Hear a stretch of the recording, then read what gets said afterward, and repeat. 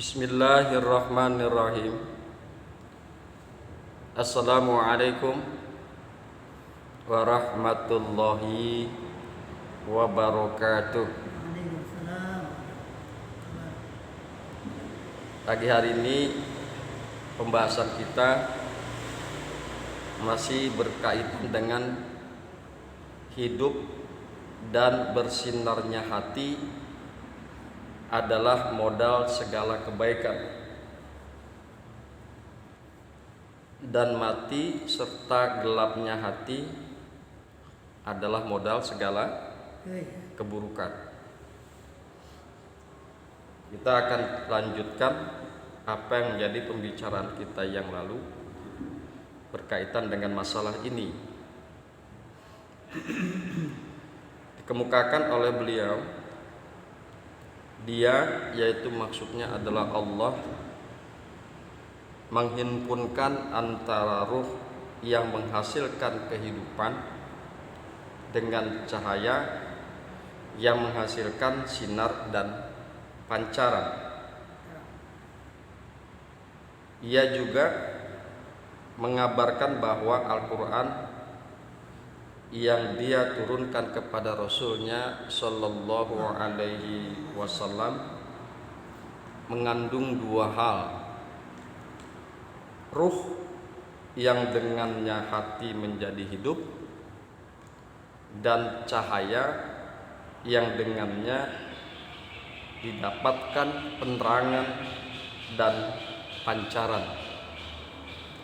Sebagaimana firman Allah Subhanahu wa taala, "Au man kana mayitan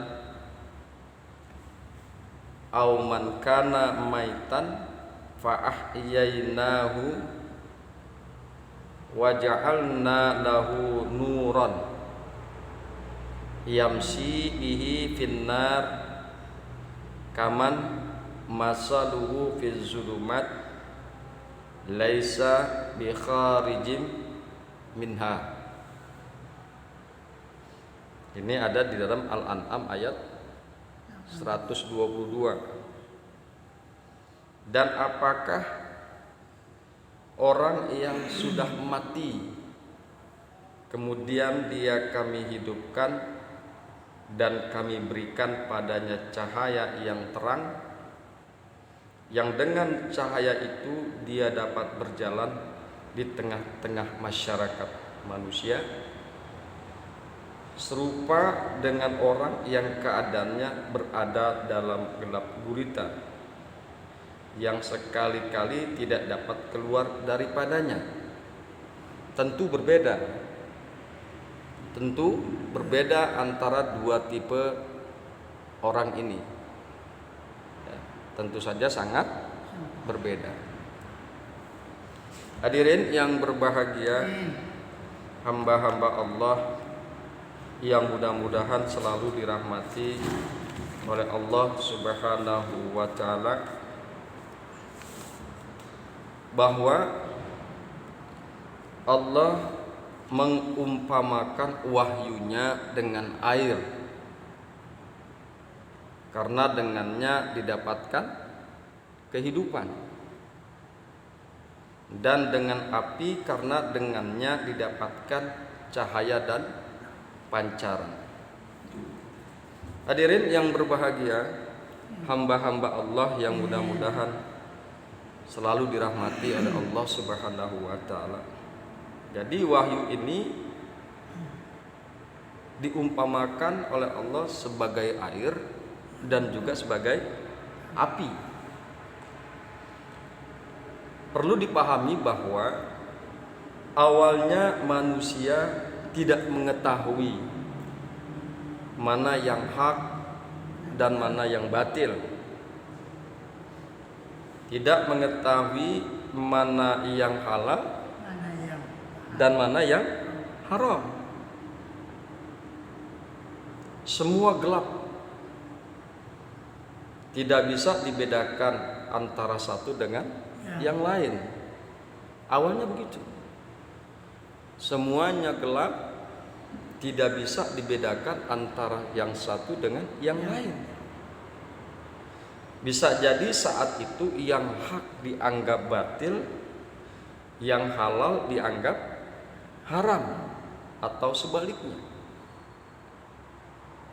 Kemudian Allah Subhanahu wa ta'ala turunkan wahyu kepada para nabi dan juga kepada para rasul.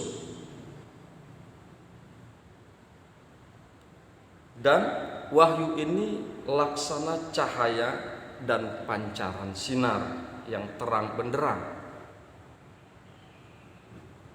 Wahyu menjelaskan segala aspek yang gelap. Wahyu menjelaskan segala aspek yang jelas, yang gelap. Awalnya kan kita telah bicara tadi. Awalnya manusia itu tidak mengetahui mana yang hak dan mana yang batil, mana yang haram, mana yang halal. Gelap semuanya.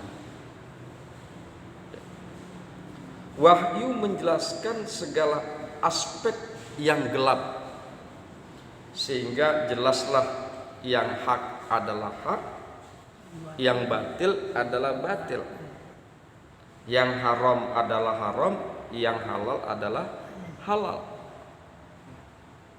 Itulah makanya Allah Subhanahu wa ta'ala mengumpamakan wahyu itu ibarat cahaya dan pancaran sinar yang memberikan penerangan, sehingga semua menjadi jelas, nyata, dan tampak. Yang hak adalah hak, yang batil adalah batil. Kan begitu kan? Dengan asbab adanya wahyu, akhirnya Allah ajarkan kepada kita, ini loh yang hak, ini loh yang batil. Dengan Allah turunkan wahyu kepada para nabi dan rasul, kan akhirnya jelas. Inilah yang halal, inilah yang haram. Jadi laksana sinar akhirnya. Jelas semuanya. Hadirin yang berbahagia, hamba-hamba Allah yang mudah-mudahan selalu dirahmati oleh Allah Subhanahu wa ta'ala. Adapun perumpamaan dua hal tersebut bagi hamba, maka sebagaimana disebutkan oleh Allah, sebagaimana disebutkan di dalam surat Al-Baqarah. A'udzu billahi minasy syaithanir rajim. Masaluhum kamasalil ladzis tauqada nara. Falamma adaat ma haulahu dzahaballahu binurihim wa tarakahum fi zulumatil la yubsirun. Summum bukmun umyun fahum la yarji'un. Ada tertuang di dalam Al-Baqarah ayat 17 sampai dengan 18. Perumpamaan mereka adalah seperti orang yang menyalakan api. Maka setelah api itu menerangi sekelilingnya, Allah hilangkan cahaya yang menyinari mereka dan membiarkan mereka dalam kegelapan, tidak dapat melihat. Mereka tuli, bisu, dan buta. Maka tidaklah mereka akan kembali ke jalan yang benar. Ini adalah perumpamaan dengan api. Jelas kan? Di dalam Al-Baqarah ayat 17 sampai dengan 18. Ini adalah perumpamaan wahyu sebagai api. Selanjutnya Allah berfirman, A'udzu billahi minasy syaithanir rajim. Au kasayyibim minas sama'i fihi zulumatun wa ra'dun wa barqun yaj'aluna asabi'ahum fi azanihim minas sawa'iqi hadzaral maut. Lanjutannya yaitu Al-Baqarah ayat yang ke-19. atau seperti orang-orang yang ditimpa hujan lebat dari langit disertai gelap gulita, guruh dan kilat. Mereka menyumbat telinganya dengan anak jarinya karena mendengar suara petir, sebab takut akan mati. Al-Baqarah ayat 19. Ini adalah perumpamaan dengan air, dengan hujan, ya. Hadirin yang berbahagia, hamba-hamba Allah yang mudah-mudahan selalu dirahmati oleh Allah Subhanahu wa taala. Ayat-ayat yang tadi telah kita kemukakan di dalam Al-Baqarah itu merupakan ayat-ayat yang dijelaskan oleh Allah dalam kategori tentang orang-orang munafik. Hadirin yang berbahagia, hamba-hamba Allah yang mudah-mudahan selalu dirahmati oleh Allah Subhanahu wa taala. Kemudian musannif mengemukakan, kami telah menjelaskan tentang rahasia-rahasia dua perumpamaan ini. Ya, dua perumpamaan tersebut berikut sebagian hukum-hukum yang dikandungnya dalam kitab Al-Ma'alim dan lainnya. Sudah dijelaskan juga tuh. Ya, sudah dijelaskan juga oleh pengarang kitab tentang rahasia dan hukum berkaitan dengan perumpamaan ini. Ya. Maksudnya kebaikan hati, kebahagiaan dan kemenangannya tergantung pada dua pokok tersebut, ya, tergantung pada dua hal tersebut. Kemudian kita lanjutkan, Allah berfirman, A'udzu billahi minasyaitonir rajim, in huwa illa zikrun wa qur'anun mubin liyunzira man kana hayya. Yasin ayat 69 sampai dengan 70. Al-Quran itu tidak lain adalah pelajaran dan kitab yang memberi penerangan, supaya dia Muhammad memberi peringatan kepada orang-orang yang hidup hatinya.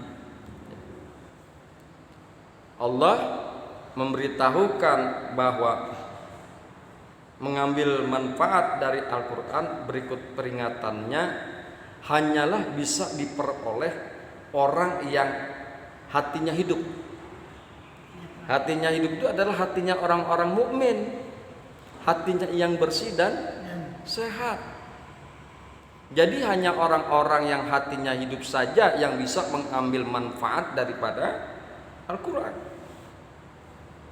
Orang-orang yang hatinya mati, sakit, yakni orang-orang kafir, tidak bisa mengambil manfaat dari Al-Quran. Maka bersyukurlah kita ini menjadi orang-orang yang beriman, orang-orang yang mukmin yang bisa mengambil manfaat daripada Al-Quran. Mesti dipelihara keberadaan hati kita, mesti dijaga kehidupan hati kita. Al-Quran itu adalah pelajaran bagi kita untuk bagaimana kita bisa menjalankan hidup di dunia dengan baik dan selamat, sampai juga kita akhirnya menghadap Allah di akhirat juga dengan selamat dan bahagia. Ya, kan kita bisa lihat ayat-ayat Al-Quran, ayat per ayat, semua itu adalah isi pelajaran. Bagaimana Allah menceritakan umat-umat terdahulu sebelum umat Kanjeng Nabi Muhammad, kaum-kaum terdahulu, itu juga pelajaran agar kita bisa memetik pelajaran dari pengalaman kaum-kaum yang terdahulu yang diceritakan oleh Al-Quran. Dan juga adalah Al-Quran memberi penerangan yang tadi yang sudah kita bahas. Al-Quran itu kan isinya wahyu. isinya kan wahyu dari Allah Subhanahu wa taala yang diturunkan kepada Kanjeng Nabi Muhammad sallallahu alaihi wasallam. Diumpamakan wahyu itu adalah api yang memberikan cahaya dan penerangan, sinar yang terang benderang, sehingga dikatakan bahwa wahyu atau Al-Quran itu adalah memberikan penerangan sehingga menjadi jelas mana yang diharamkan oleh Allah, mana yang tidak, mana yang hak dan mana yang batil, diterangkan oleh Al-Quran.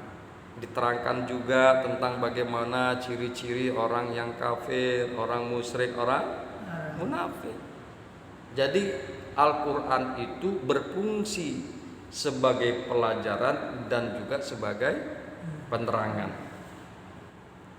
Kemudian seperti disebutkan pula dalam ayat yang lain, a'udzu billahi minasyaitonir rajim, inna fi zalika lazikra liman kana lahu qalbun. Di dalam surat Qaf ayat yang ke-37, sesungguhnya pada yang demikian itu terdapat peringatan bagi orang yang memiliki hati. Di dalam Al-Quran itu ada peringatan. Sesungguhnya di dalam Al-Quran itu ada peringatan bagi orang-orang yang memiliki hati, yang memiliki hati yang hidup tentunya. Orang yang gak memiliki hati, hatinya mati, tidak bisa. Al-Quran dijadikan sebagai peringatan oleh mereka. Sesungguhnya pada yang demikian itu, yaitu pada Al-Quran dan wahyu-wahyu dari Allah, terdapat peringatan bagi orang yang memiliki hati. Kemudian di dalam ayat yang lain dikemukakan, ya ayyuhalladzina amanu istajibu lillah walir rasul idza da'akum lima yuhyikum. Al-Anfal ayat yang ke-24. Hai orang-orang yang beriman, penuhilah seruan Allah dan seruan Rasul. Apabila Rasul menyeru kamu kepada suatu yang memberi kehidupan kepadamu. Orang-orang yang beriman yang dipanggil untuk memenuhi seruan Allah dan Rasulnya. Orang-orang yang tidak beriman pasti tidak akan bisa memenuhi seruan Allah dan Rasulnya. Hai orang-orang yang beriman, penuhilah seruan Allah dan seruan Rasul apabila Rasul menyeru kepada kalian. Mau seruan itu enak mau tidak enak, orang beriman harus memenuhi seruan Allah dan Rasulnya. Ya. Apapun yang diserukan oleh Allah dan Rasulnya harus dipenuhi oleh orang-orang yang beriman. Jadi orang-orang beriman itu tidak pilih-pilih sebagaimana orang-orang Yahudi. Tidak memilih-milih mana ayat-ayat yang enak, mana yang tidak enak. Seruan Allah dan Rasulnya dipenuhi semuanya. Mau yang enak dipenuhi, yang dirasa tidak enak pun dipenuhi. Semuanya, termasuk memilih pemimpin. Ada, Allah sudah atur di dalam Al-Quran. Jadi hanya orang-orang yang beriman yang bisa memenuhi seruan Allah dan Rasulnya. Jangan sampai kita pilih-pilih ayat, akhirnya kita tidak termasuk golongan orang-orang yang beriman. Memilih pemimpin sudah diatur di dalam Al-Quran. Memilih pemimpin sudah diatur oleh Kanjeng Nabi Muhammad sallallahu alaihi wasallam. Penuhilah seruan Allah dan Rasulnya. Hadirin yang berbahagia, hamba-hamba Allah yang mudah-mudahan selalu dirahmati oleh Allah Subhanahu wa taala. Allah mengabarkan bahwa kehidupan kita hanyalah dengan memenuhi apa yang diserukan oleh Allah dan Rasulnya, baik berupa ilmu maupun iman. Dari sini diketahui mati dan binasanya hati adalah dengan hilangnya hal tersebut. Orang yang hatinya mati dan binasa tidak akan memenuhi seruan Allah dan Rasulnya. Dia membangkang akan perintah Allah dan Rasulnya. Hati yang mati itu akan membangkang seruan Allah dan Rasulnya, tidak mau mematuhi apa yang diperintahkan oleh Allah dan Rasulnya, tidak akan menjalankan apa yang diperintahkan oleh Allah dan Rasulnya. Itulah hati yang mati. Allah menyamakan orang yang tidak memenuhi seruan Rasulnya dengan para penghuni kubur. Ini adalah sebaik-baik perumpamaan. Sesungguhnya tubuh-tubuh mereka adalah kuburan bagi hati mereka. Hati mereka telah mati dan dikubur dalam tubuh-tubuh mereka. Meskipun jasad dan tubuhnya hidup, sehat dan segar bugar, tetapi hatinya tidak bisa memenuhi seruan Allah dan Rasulnya. Hatinya mati. Diibaratkan bahwa hati orang tersebut adalah sudah mati dan terkubur di dalam jasadnya, terkubur di dalam tubuhnya yang masih hidup. Ya. Makanya sekali lagi harus dipelihara hati. Harus dijaga hati kita agar tetap hati kita ini sehat dan hidup. Hati kita ini bersih. Kemudian Allah berfirman, A'udzu billahi minasyaitonir rajim. Innallaha yusmi may yasha wa ma anta bimusmi'im man fil kubur. Sesungguhnya Allah memberikan pendengaran kepada siapa yang dikehendakinya. Siapa saja yang dikehendaki oleh Allah diberikan pendengaran. Oleh karena itu, jika Allah memberikan hal itu kepada kita, kita patut bersyukur. Karena tidak semua orang diberikan pendengaran oleh Allah Subhanahu wa ta'ala. Sesungguhnya Allah memberikan pendengaran kepada siapa yang dikehendakinya. Dan kamu sekali-kali tiada sanggup menjadikan orang yang di dalam kubur dapat mendengar.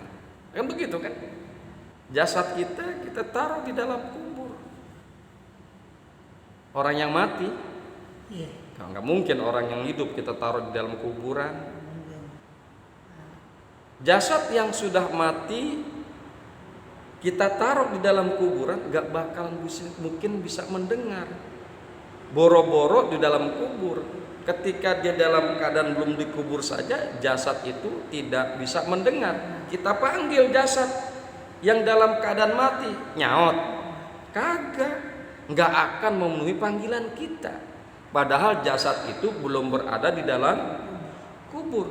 Apalagi jasad yang mati itu sudah berada di dalam kubur, maka kita nggak bisa memberikan pendengaran kepada mereka.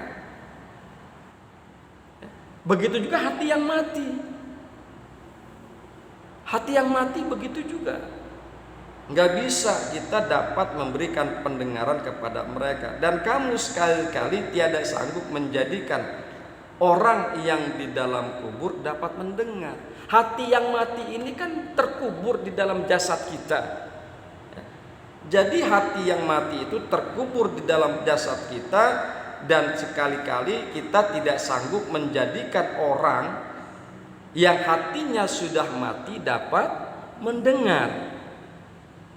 Tuh perumpamaan hati yang mati.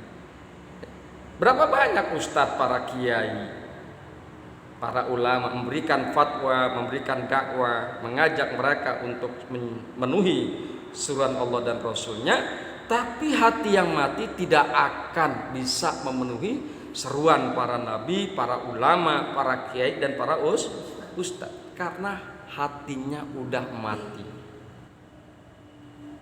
Kamu sekali-kali tiada sanggup menjadikan orang yang di dalam kubur dapat mendengar. Kamu sekali-kali tiada sanggup menjadikan hati yang mati dapat mendengar. Fatir ayat yang ke-22. Hadirin yang berbahagia, hamba-hamba Allah yang beriman, karena itu Allah menjadikan wahyu yang disampaikannya kepada para nabi sebagai ruh, seperti dalam firman-Nya, yulkir ruha min amrihi ala may yasha min ibadihi. Al-Mu'min ayat 15. Ia menyampaikan ruh, wahyu atas perintahnya kepada siapa yang dikehendakinya di antara hamba-hambanya. Hadirin yang berbahagia, hamba-hamba Allah yang beriman, itulah kajian kita pada pagi hari ini. Mudah-mudahan bermanfaat. Mudah-mudahan bermanfaat. Bahwa intinya adalah jagalah hati, peliharalah hati, sehingga hati kita dalam keadaan hidup sehat dan bersih. Insya Allah. Hadanallah wa iyyakum ajmain. Assalamualaikum warahmatullahi wabarakatuh.